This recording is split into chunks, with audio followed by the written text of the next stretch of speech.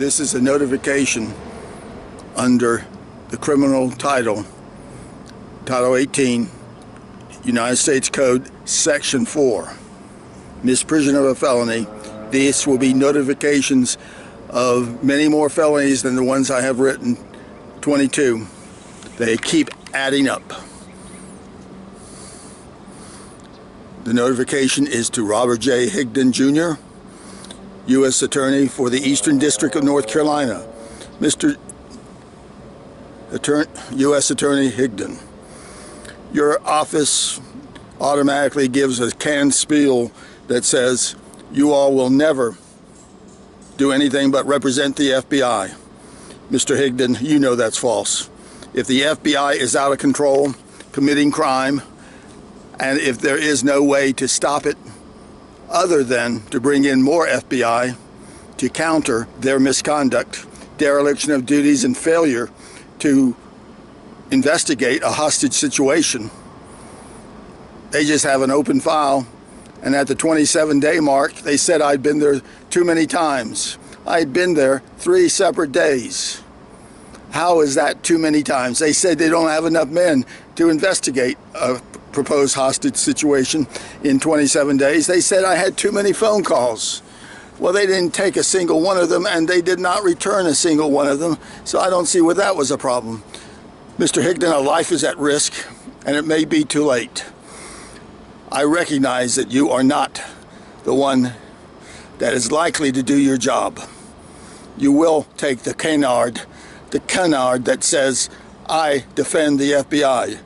Well, if the FBI is on film executing a captive, are you going to be representing them? Hell no.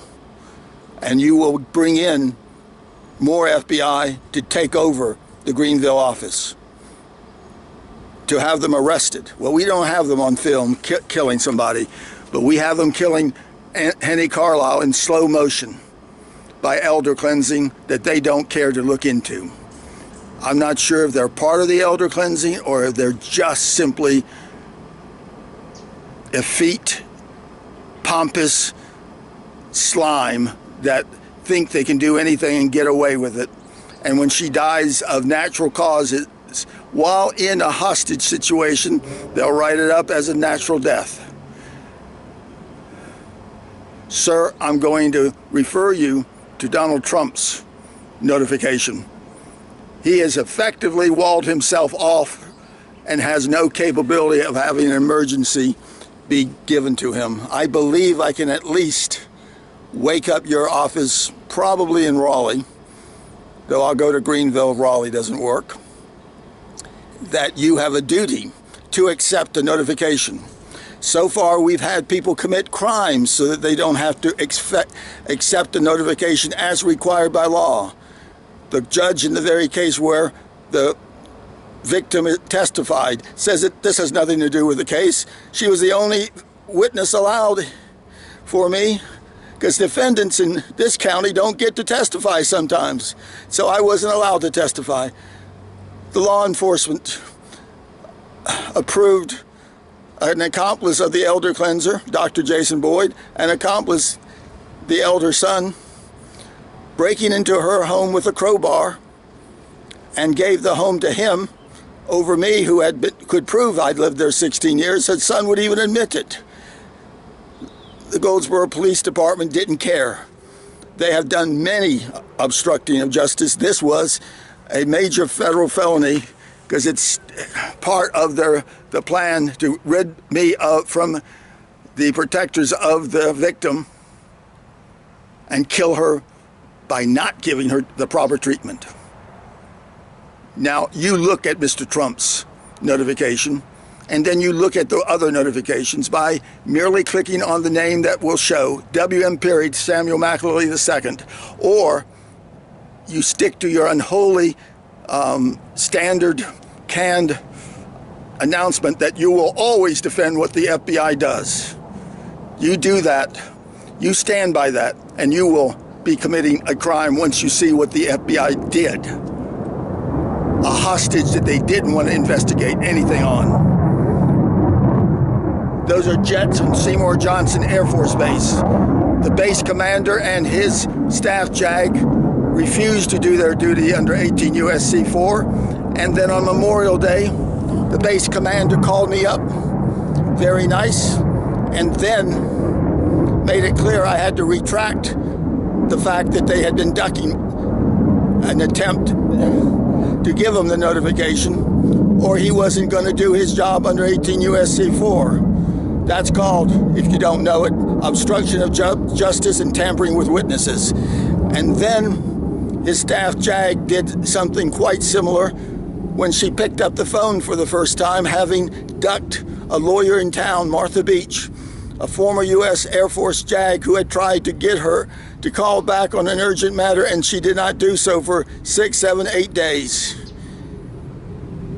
And they knew what the matter was. I had already attempted to get it to them, and they had blocked me at the gate. Yes, the military is guilty of crimes. This is a big case. And if you don't want to do your job and accept this notification of felonies, then you are likewise going to be accused of finding out. We need to find out, can you really, when you're an authority, a civil authority such as you, can you really reject it? They think you can. I think you can't. No, it's not in the thing, but it's a breach of your oath of office. You swore to obey the U.S. Constitution. This law has been on the books since 1 year plus a few months after the U.S. Constitution. I will be delivering notice of this to your office in Raleigh, and if necessary, I'll go on to Greenville and deliver the same notice there if you happen to be in house at Greenville. Not that they couldn't use a phone. I just want to make a point. This is life or death, and it's way too far. It's probably death. But if there's any chance her life can be saved, you had better get on it, because you will be responsible after a day or 2 or 3 for your failure to do your job as U.S. Attorney, who is indeed a civil authority. This is W.M. Samuel McAloy II. Long ago, my name was Fight the Corrupt.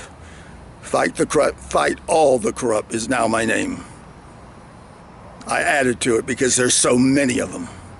So there's about 30 felonies probably that I could recite, but 22 of them will be on your page.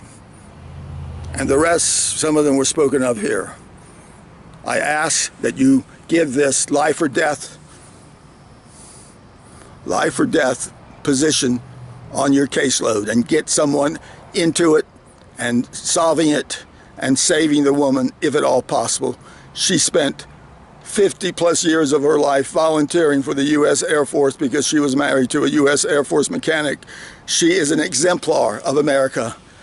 And the base commander currently is an exemplar of scum, as is his, well, no, his staff JAG. I'll call her an exemplar of stupid.